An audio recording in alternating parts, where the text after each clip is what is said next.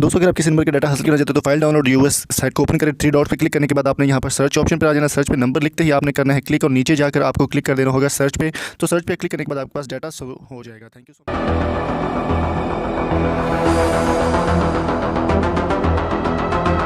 अस्सलाम वालेकुम दोस्तों, पाकिस्तान सुपर लीग सीज़न 5 और पाकिस्तान क्रिकेट के तमाम अपडेट्स के लिए आप हमारे चैनल को सब्सक्राइब कर सकते हैं और साथ बेल आइकन को प्रेस कर दें।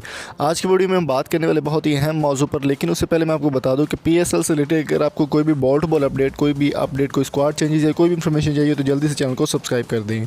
दोस्तों श्रीलंका की टीम पाकिस्तान के खिलाफ पहली इनिंग्स में 271 रन पर आउट हो चुकी है और पाकिस्तान दूसरी इनिंग्स में बहुत ही मोहतात अंदाज में बैटिंग जारी कर रहा है।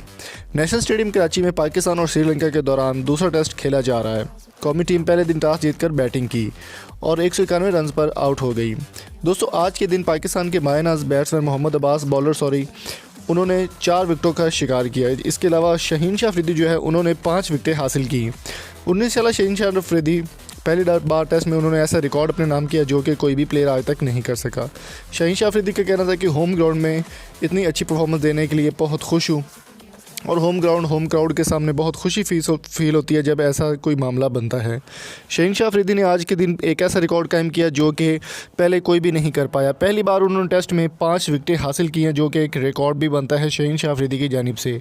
19 साल शहीन शाह अफरीदी का कहना था कि बहुत ही शानदार परफॉर्मेंस के साथ पाकिस्तान के साथ जुड़ना चाहता हूँ।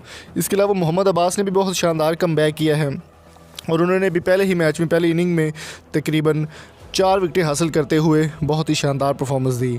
बाबर आजम की कप्तानी T20 की जारी है। इसके अलावा टेस्ट में भी कप्तान जो है वो अज़हर अली है, लेकिन फवाद आलम को फ़िलहाल जो है वो मौका नहीं मिल सका कप्तानी का ना फिर खेलने का।